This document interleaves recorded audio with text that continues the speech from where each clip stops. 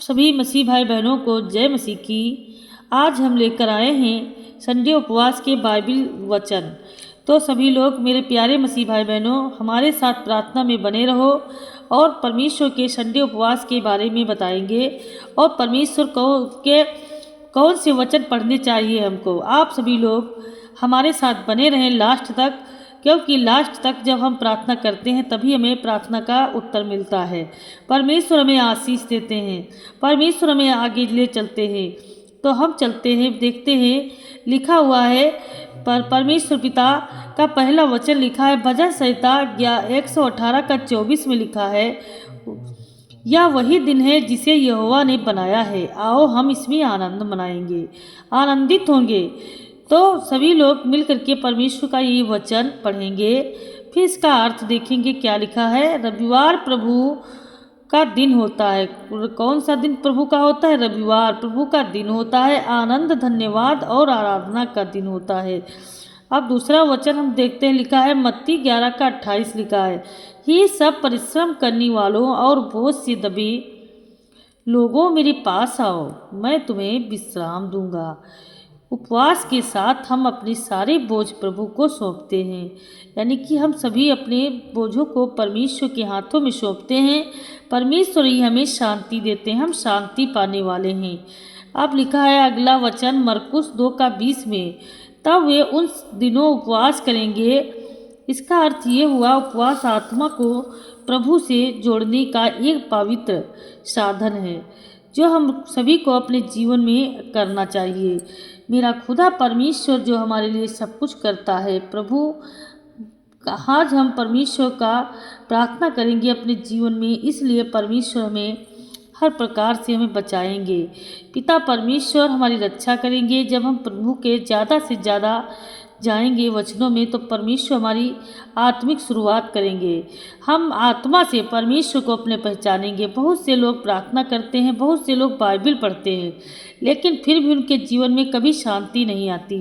तो किस लिए शांति नहीं आती? क्योंकि उनको आत्मिक परमेश्वर का आशीष नहीं है। इसलिए क्योंकि जब आत्मिक हमको आशीष मिलता है तो हमको कैसे मिलता है? जब हम परमेश्वर का दिल से धन्यवाद करते हैं, दिल से परमेश्वर के वचन की ओर जाते हैं, दिल से परमेश्वर के वचन को पढ़ते हैं, बहुत सरल शब्दों में समझेंगे और अपने हृदय की गहराई से देखेंगे, तभी हमें कुछ होने वाला है। तो मेरे प्यारे मसीह भाई बहनों, आप लोग बिल्कुल भी चिंता ना करें, क्योंकि आज परमेश्वर जितने आज बीमार जन हैं सभी के लिए प्रार्थना होगी। क्योंकि आज जितने बीमार हैं, परेशान हैं, चिंता में हैं, दुख में हैं, सभी के लिए प्रार्थना की जाएगी।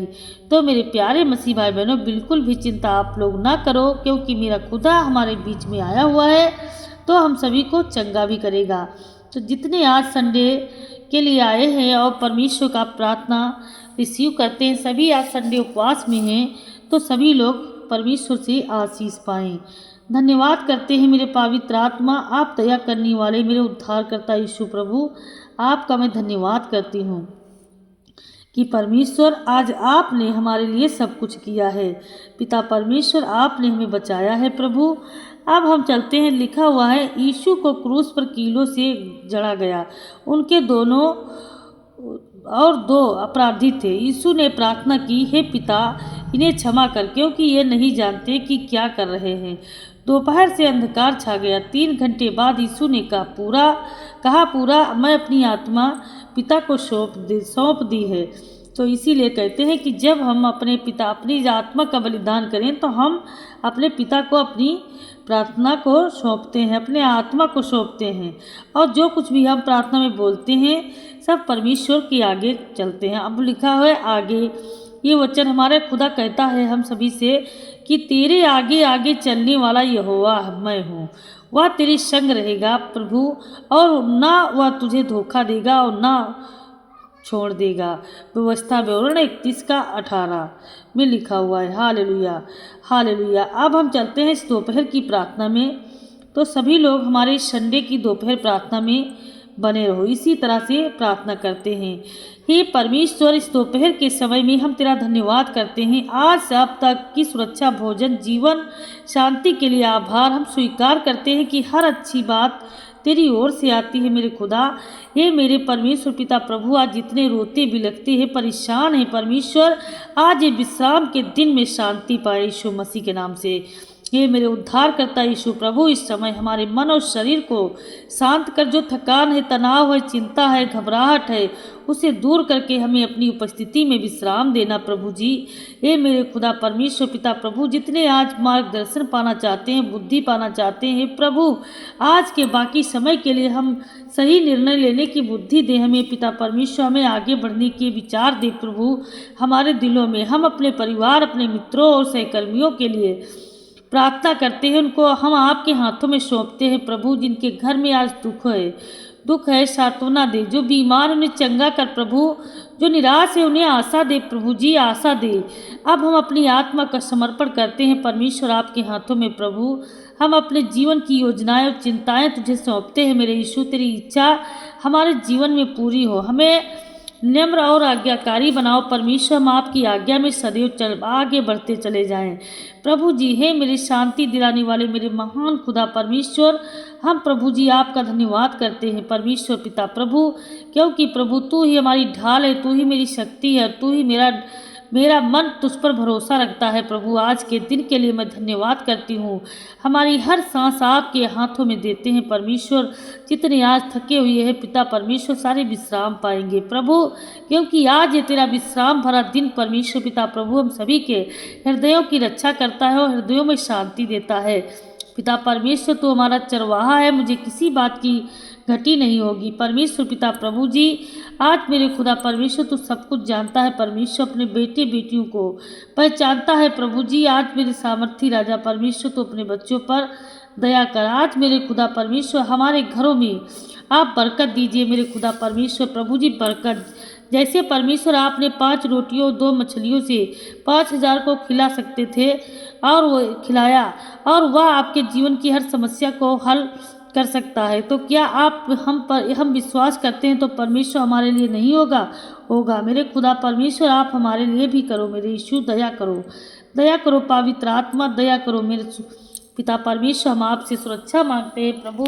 हे मेरे परमेश्वर प्रभु, हमारे कमरों में, हमारी छत, हमारे घर के चारों कोनों में परमेश्वर, हमारी नींद में, हमारे सपनों में, हमारी आत्मा में तू रक्षा कर पिता परमेश्वर। में मधुर शांति प्रदान कर मेरे यीशु, दया कर मेरे उद्धार करता यीशु। आज जितने हमारी प्रिय भारत मिनिस्ट्री के द्वारा संडे उपवास प्रार्थना में हमारे साथ बैठे हैं परमेश्वर, कोई जन खाली नहीं जाएगा परमेश्वर।